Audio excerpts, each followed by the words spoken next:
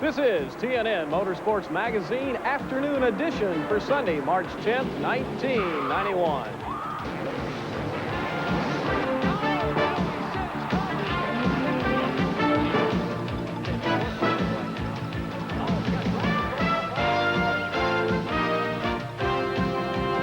Good afternoon, everybody. I'm Pat Patterson. Thanks for joining us. Let's get you right to the racing from yesterday, where everything was on dirt. Bike weeks are wrapping up in Daytona, and the AMA Supercross and Camel Pro motorcycles were in action. And the World of Outlaw sprint cars were competing out west. Here's Mark Allen with all the highlights. A field of 64 sprinters showed up Friday for the fourth event on the World of Outlaws Tour. Steve Kinser had won the first 3 races and was looking to tie Doug Wolfgang's record of 4 straight to open the '81 season. Kinser started the 20-lap feature on the outside of the front row with Lowbuck racer Craig Keel on the pole. It took 3 tries to get past the first lap, and 2 of the aborted starts were caused by cars getting upside down. First, Terry McCarroll rolled his car in turn 4, suffering only wing damage. After repairs, he returned. When they tried to get the race started again, it was Jimmy Carr's turn to get his sprinter over on its wing. Carr was also able to continue. When they finally got the feature underway, Keel took the early lead with Kinser in hot pursuit. Dave Blaney moved in on the white number 11 to challenge for second place. With Keel out front, Kinser and Blaney were engaged in a torrid battle for the runner-up spot, which allowed the 4 car to get a little breathing room on the 2 challengers. On lap 8, McCarro and Carr were in trouble again, and this time they almost took out the leader. Keel bumped McCarro and did a complete 360, but kept the engine running and was able to beat Kinser back to the starting line. Keel was still leading in the final laps, with both Kinser and Blaney trying to steal the top spot from the Weedsport, New York driver. Keel led from green to checkered flag for his first ever World of Outlaws victory. Steve's got off days, and he was knocking there for a little while, and but this track tonight you didn't need a lot of horsepower, so being down on money and horsepower didn't hurt me tonight at all. Blaney beat Kinser to the line to take second. Stevie K was third, with cousin Mark Kinser coming home fourth. Bobby Davis Jr. made it all the way up to 5th after starting 15th. Jeff Stanton got the whole shot at the start of the Supercross race, and it was probably a good thing he did, as this massive pileup occurred behind him, sending half the field down on the muddy track. After the first lap incident, Stanton had little competition and pulled away to a big lead. The Honda rider took his 3rd checkered flag of the year. Finishing behind Stanton were Jeff Ward, Jean-Michel Bale, Jeff Matazovich, and Mike Kudrowski. The field for the 25-lap Camel Pro race lined up without defending series champion Scott Parker, who blew an engine in his heat race. Chris Carr led at the start as Steve Asseltine went down early. Ronnie Jones, who started 6th, had moved up and took over 2nd place from Steve Moorhead on the 6th lap. It was only 5 laps later when Jones caught the leader and went low to grab the top spot. He then cruised to an easy victory and did the traditional wheelie as he crossed the line. Fortunately, I was able to get by Chris. He was leading it there. I was able to get by Chris with several laps to go, and from then it was just kind of put it on autopilot and just cruise on to the finish. Finishing 2nd was Carr, with Moorhead 3rd, Ian Segedy 4th, and Jay Springsteen 5th. This is Mark Allen reporting for TNN Motorsports Magazine. All right, thank you, Mark. In our viewer opinion question last week, we asked you if full-time Winston Cup drivers should be allowed to compete in Busch Grand National races. You made your feelings pretty clear on this one, with 83% saying no and only 17% saying they should. This week's question turns our attention to the Formula One circuit, which competes 16 events on 5 continents and is the most popular form of auto racing in the rest of the world. Today's Formula One event in Phoenix is the only one in the U.S.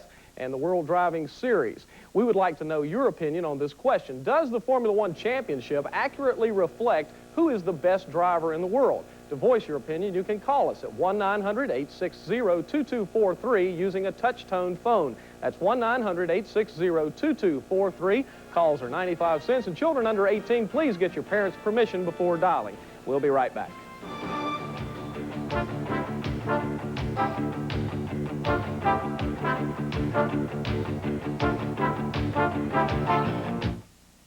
In our continuing search for the best of everything, our special segment today applies to all motorists. Straining to see through a rain-soaked windshield is no fun and can be unsafe, but there is a solution. It's called Rain-X, the invisible windshield wiper. It dramatically improves wet weather visibility. After my first application, I was a true believer. Water never slid off a duck's back quite so easily. If you want true performance from a product, go out and get your Rain-X today. Available at Pep Boys. Are you still living with this nightmare? Over 1 million motorists have said never again. They've switched to Triple Edge, and the difference is amazing. Triple Edge is the world's first high-tech windshield wiper. It clears, it cleans, it wipes dry, all in a single pass. But that's not all. Triple Edge wipers won't tear, dry rot, or freeze to your windshield. They're made from DuPont Nordell, the same material used in 50,000-mile radial tires. So strong, they're guaranteed for as long as you own your car. If they ever fail, we'll replace them free. Triple Edge gives you visibility through the heaviest downpour. It whisks away snow and ice. Even mud is no match for Triple Edge. The day after I got my Triple Edge wipers, we had a big snowstorm with blowing sleet and wind. Everybody had trouble seeing except me. My visibility was beautiful. Join the satisfied million who have switched to Triple Edge. No noise, no streaking, no smearing, no tearing. Triple Edge wipers are only $19.95 a pair. Custom fit to install in seconds on your car, van, or truck. Order yours now. They're the last windshield wipers you'll ever buy. Call toll-free 1-800-842-4444 or send $19.95 plus $4.50 shipping and handling to Triple Edge Wipers, care of TV Offer, Box 10030, Stamford, Connecticut. Please include your car's make, model, and year for correct sizing. Use your credit card and call 1-800-842-4444. Call now. Welcome back, everybody. Joining us in the studio is a man who currently is ranked #2 in the Winston Cup points as they'll head down to Atlanta in this coming week. Ricky Rudd, driver of the Tide Ride. And Ricky, congratulations on not a spectacular start, but certainly a great run at Richmond, finishing second there, and a good solid finish at Daytona. And like you said, Rockingham, you were just kind of there, but nevertheless, a good place to start so far this year. Well, I appreciate it, Pat. You know, we're getting off to an awful good start with this Tide Exxon Chevrolet, Rick Hendrick's team, and probably one of the better starts I have in some time. You know, we just about slipped in there and won Richmond on the last lap. We led the most laps there, had a good competitive race, and went on to Rockingham and finished 4th there. But I think everybody there was sort of chasing Kyle Purdy pretty hard. And the only one that looked like they had something for him might have been Rusty. But, you know, we're real excited about it. We're going to not be totally satisfied till we can go out and win some races, but we feel like that's in the real near future. What makes you so good at Richmond? For some reason, no matter what car you take up there, and even with the track changing, you know, and being a much bigger track now, you have always had a handle on that racetrack. Well, I really don't have an answer for it. I don't want to try to analyze it too seriously. If I do, I'm liable to find out, maybe try to find something I don't want to find out. But I think a lot of it has to do with it's sort of hometown for me, close to home. And you always go up there with extra incentive, but sometimes that can backfire on you. You know, when you want to do your best, sometimes you do your worst performances. But I'd have to say just the nature of the tracks, the old fairground, and also the new one just fits my driving style. Is this year, as far as the team itself is concerned, you know, you've all got new uniforms, obviously, but has there been any real major changes in personnel for that team? We know Waddell's there. Everybody's still pretty much the same from last year? Well, we pretty much have got all the key players in place from last year, you know, and that's real good for us. But we've also got the addition of the Hendricks R&D program, which is something that was originally started a couple of years back, and Greg Sachs had driven for this R&D program. Gary Dehart runs that show. So what happens now is that now Rick Hendricks is back just to 2 teams, Kenny Schrader's team and my own team. And the R&D program is basically just what it is. It's a research and development program, not only for my team, but also for Kenny Schrader's team also. So we've got the luxury of having a 3rd team that's strictly more or less a test team. And I think it shows already. We've run well. Kenny Schrader finished 2nd at Rockingham last week. He's run well. And I think as the season progresses, we're going to get better. I don't think it's going to happen right overnight, but I think as the season progresses, I think we will continue to both get better. And plus, there's a shared information back and forth between the teams, which is something that's never happened before with the Hendricks teams. We only have a short period of time left, but quickly, do you like the pit road rules so far? Are you understanding them well enough right now? Well, yeah, I like them. I think the Richmond race went just as if the new pit rules were not even in existence. I think it was real easy, good format. Rockingham is a little bit more confusing, long periods of green and a lot of cars making pit stops at different times during the day. The only thing it does, it gets a little bit more confusion towards the later stages of the race when you get regrouped and have a restart. That's the only confusion part. But I think with the time that NASCAR's had to look at the rules, I'm sure they're going to continue to get better as they're used to working with them. Okay, I want to ask you to hang around. We're going to do a few other things, come back and talk in just a few minutes. Some people keep an old sprint car or an old ancient Indian motorcycle in their garage as a memento of times gone by. We found a man who has raised his collecting to an all-new high art form. Ralph Shaheen has our story. Pat, for most of us, the thought of owning and collecting rare and exotic race cars and motorcycles will only be a dream. But for one gentleman who we've located, that dream became a reality. Now, unfortunately, we can't tell you where this facility is located at because this collection is a private collection, and they'd like to keep it that way. But he was willing to let us bring our cameras in and share it with our viewers of what we think is probably the finest collection we've ever seen. Believe it or not, this is not a case of Hot Wheels mounted on the wall of a young boy's room. This is definitely a big boy's playroom. You are looking at just a part of a collection of 147 motorcycles and 53 automobiles. Although the owner of this magnificent collection preferred to be left anonymous, we were able to talk to the shop foreman about the guidelines used in choosing the different models. Best in their day is right for the era, best in speed, or best in performance, the best riding characteristics, and even by today's standards, there's some of the new bikes that can't touch the features of the older bikes. Not every item in this collection is of a vintage nature. Some of the machinery is brand new, sealed away, just for the viewing pleasure of its owner. For example, this 1990 Yamaha OW01 Superbike. Makes your mouth water, doesn't it? The cases are specially designed to protect these two-wheeled works of art and their ever-increasing value. They are not airtight, but they are sealed to keep the dust out. The lights provide enough heat to keep down the condensation and keep a circulation within the box to keep the rust and deterioration down. The selection of automobiles is just as impressive, like this 1972 Ferrari Dino with only 4,000 documented miles. With all of these pristine pieces, you would think it would be tough to pick a favorite.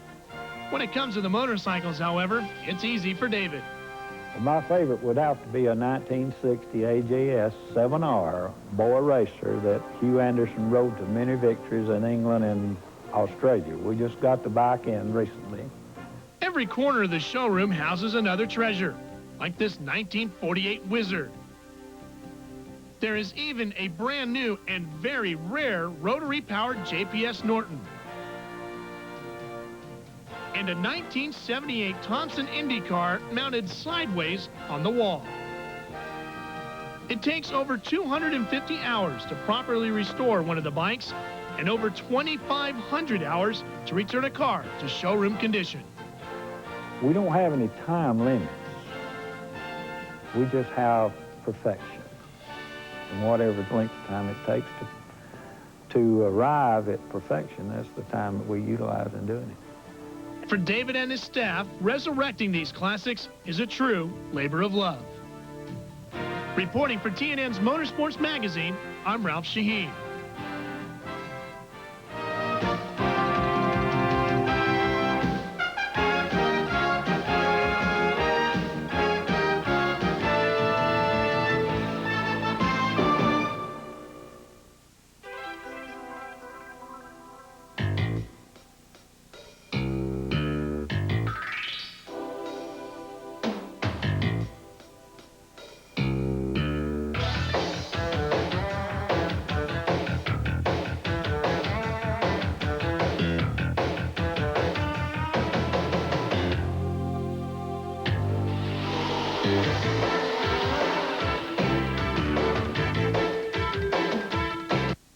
What's the best way to get to the country? Take a new 1991 Sierra and head for the hills. After all, for 6 straight years, this full-size pickup from GMC Truck has retained more of its original value than any other in America. No wonder then that the Sierra's sales are growing faster than any other full-size pickup. So take a drive in the country, take a ride in a new Sierra today. And now you can check out the new Sierra along with all your country music favorites at the GMC Truck American Music Tour. 1985, 86, 87, 88, 1989. For 6 straight years, the full-size pickup from GMC Truck has retained more of its original value than any other in America. That's why sales of the Sierra are growing faster than any other full-size pickup. And we intend to keep it that way in 1991 with these new Sierras. And in 92, GMC Truck. It's not just a truck anymore. It's quality on the road. We thought you'd like to know. K.T. Oslin didn't take a straight and narrow path to country stardom. This Arkansas native spent years in New York as a Broadway chorus girl and TV commercial actor before taking on Nashville. In a few short years, K.T.'s given a new slant to country music with her songs about strong, realistic women. Her string of awards includes 3 Grammys. We thought you'd like to know. From TNN, the heart of country. What's so appealing about Video PM? What a doll, and those eyes. Ooh, you're a heartbreaker. I just think he's so dreamy. I'd love to kill some time with you. Video PM, it's not just the music, it's who makes the music. George, I'd do the Texas two-step with you anytime. Video PM, 3 hours of great country hits. Weekdays 5 to 8 Eastern, only on TNN.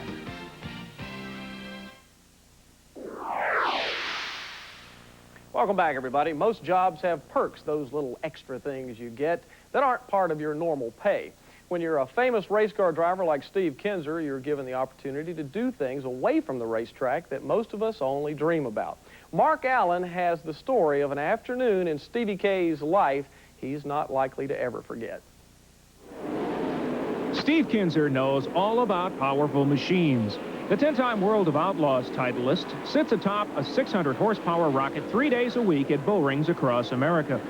When Kinzer is performing at his best, he's never more than a few feet away from another machine. That's similar to the conditions faced by the U.S. Navy Blue Angels aerobatics team. Except the power in the FA-18 is provided by 2 General Electric engines capable of 32,000 pounds of thrust. Top speed is over 1,300 miles per hour.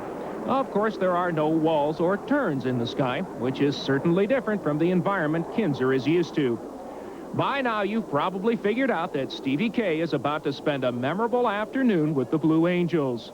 The world-renowned team's winter home is in El Centro, California, and the facility commanding officer, Captain Gus Gudmundsson, races street stocks at nearby tracks, so you know what they talked about. Kinzer went through a short pre-flight brief with the crew chief of the Hornet in which he would have his VIP orientation flight. High-G maneuvers have an impact on even the best-conditioned person. The next stage, if you happen to relax at that point, is a blackout. Okay, but that only lasts 3 to 5 seconds. I've experienced it. You'll probably have a couple dreams and feel like you're waking up at home. And then you're going to realize, hey, I'm flying around. Okay? As long as you can have to hold your feet out against... With the necessary preliminaries taken care of, it was time to meet Captain Ken Schwitzer, who will give Kinzer just a taste of what life as a fighter pilot is like. The back seat of the F-18 is every bit as snug as the cockpit of a sprint car. On the stick, if you move it to the right, the airplane turns right. If you move to the left, the airplane goes left. Pull the stick back, the houses get smaller. Push forward, and the houses get bigger. Okay, all right. Jump in. I'll be talking to you on the air. I'll be back to check on you in a few minutes, Steve, and I'll get your visor down, and we'll be set to go. Now, race car drivers, especially someone like this champion, are not easily impressed. But during his short flight, Steve Kinzer was about to have the time of his life. The U.S. Navy camera video is a bit overexposed, but you can still see and hear how Kinzer enjoyed flying with the best of the best. All right, I'm going to pull back on the stick here. You all set? Okay. Okay, here we go. Runway 26, F-18, parked for an hour and a climb. 3 Tahoe. How you doing? Oh, doing good. Great. Now, if you want to look behind you, you can see the field. Yep, that's gorgeous. And we're going to do a high-performance climb out, excuse me. Okay? Okay, I'm going to roll off easy. All right. To the right. And as I roll off, you just want to look out the right-hand side. You'll get a good look at the field that we just left.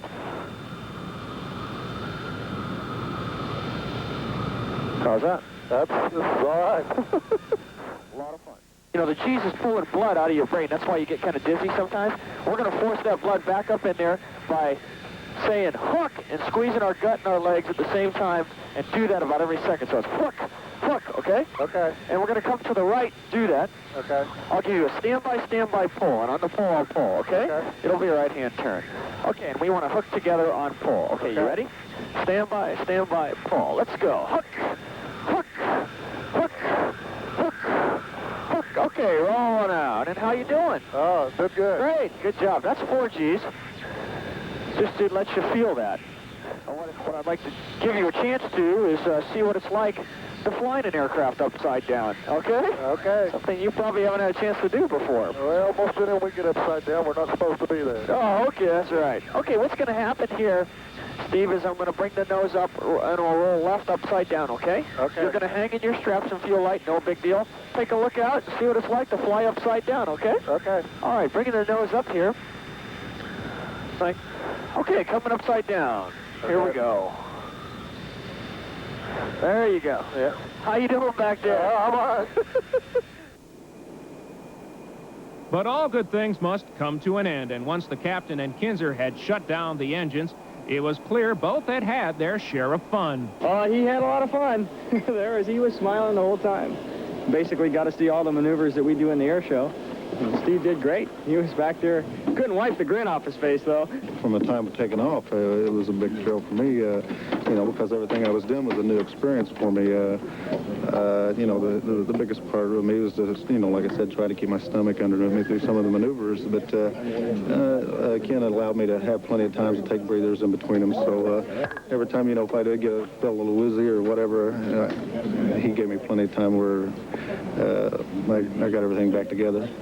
This is Mark Allen reporting for TNN Motorsports Magazine.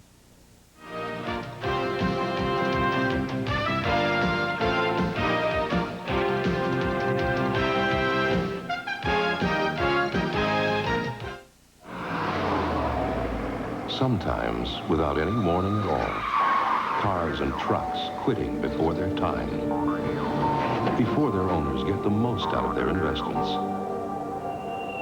Maybe they don't know about AC Delco, a full line of auto parts designed with proper maintenance to help your car or truck last. Maybe they should. AC Delco. It's like buying time.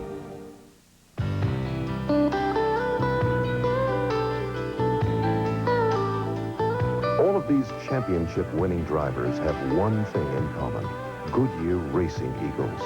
The race-winning technology that's found in the Goodyear Racing Eagles can also be found in the world's best-selling line of high-performance street tires, Goodyear Eagle Street Radials.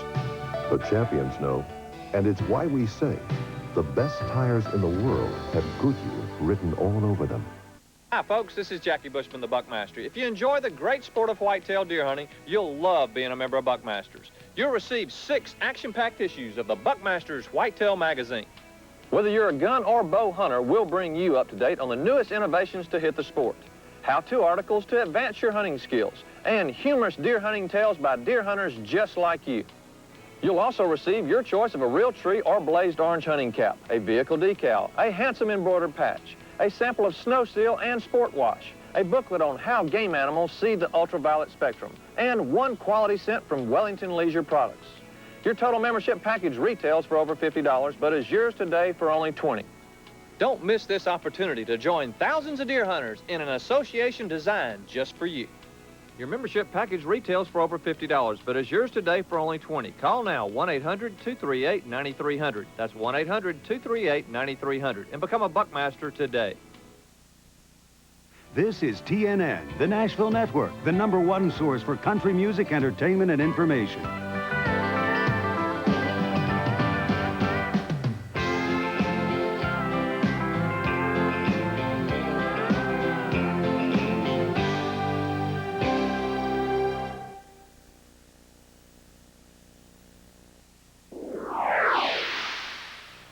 Welcome back, everybody. Joining us again in the studio, Ricky Rudd, the driver of the #5 Tide machine, and we were just watching that great piece with Steve Kinzer getting to probably have the thrill of his lifetime before we went to break. And you're a pilot, and it seems like a lot of guys are pilots that are race car drivers. What do you think is the fascination about flying and driving race cars?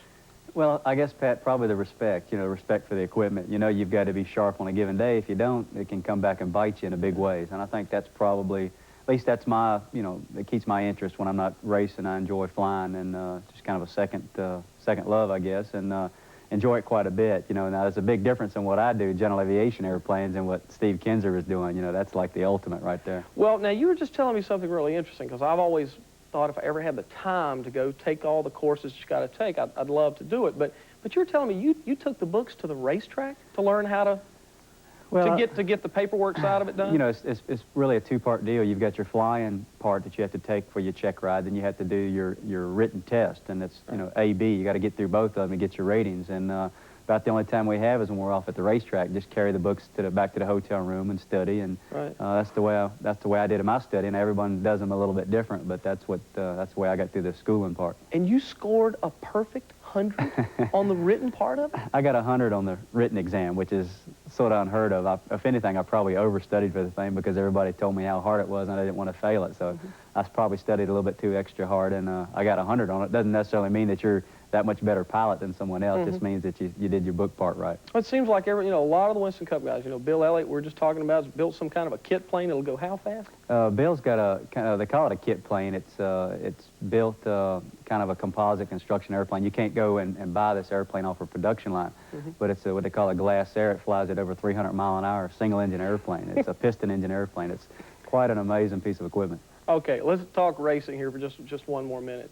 You feel good about Atlanta? You guys in pretty good shape to go down there? I know you this week spent some time testing, and you weren't real happy with it, but you learned some things. Well, we had a good test in one respect. We learned that the cars that we carry down to Atlanta are not the cars we're going to go back with. So it could have been worse. We could have showed up at Atlanta and brought this particular race car, and it was sort of an experimental car, and that's the only way you get better is to experiment. And it didn't quite go like we'd like to have it, so we're going back with some more proven cars like we've been racing all season. And we're real confident that those cars will get the job done for us. A championship.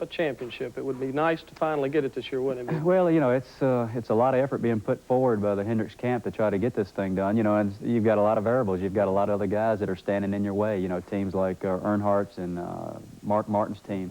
We looked at last year's season, and we realistically could have finished third in the points had we not had some breakdowns and some accidents and such. But to finish first or second, and you really have to earn that, and that's something we're going to have to go out and do. And our performance is going to have to be a little bit better race in and race out, and we're not going to have any bad luck this year. And if we have all that going our way, we've definitely got a good shot at it. We're 4 points behind and getting off to a good start, but it's a long season. All right, well, have a great one down in Atlanta. Good luck on the championship quest this year, and thanks for spending some time with us today.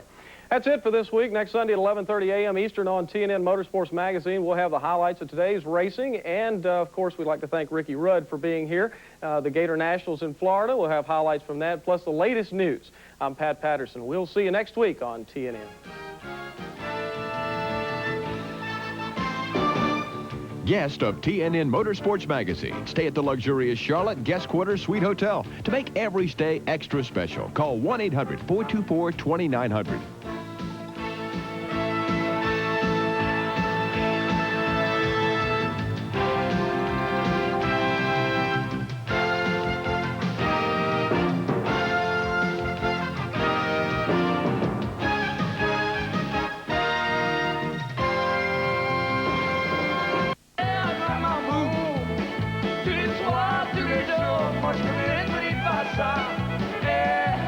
Saturday, Joel Saunier duets with Ray Benson from Asleep at the Wheel on the American Music Shop. Then, on the Texas Connection, award-winning songwriter Clay Blaker, the American Music Shop, and the Texas Connection. Saturday starting at 10 Eastern on TNN, the Nashville Network. Capture the romantic age of motoring with the classic Gazelle. FiberFab International recreates the vintage 1929 Mercedes-Benz SSK. Build your dream today with the affordable classic Gazelle. Call 1-800-328-5671 for more information on the special offering of the classic Gazelle and other timeless classics from FiberFab International. Call now, 1-800-328-5671. Imagine the exhilaration of driving the 1952 MGTD, a perfect recreation by FiberFab International of the vintage MGTD. Now you can build your dream today and own the 1952 MGTD at a very affordable price. Call 1-800-328-5671 for more information on this special offering of the 1952 MGTD and other timeless classics from FiberFab International. Call now, 1-800-328-5671. T. Graham Brown, George Lindsay, Nashville Now, Tuesday.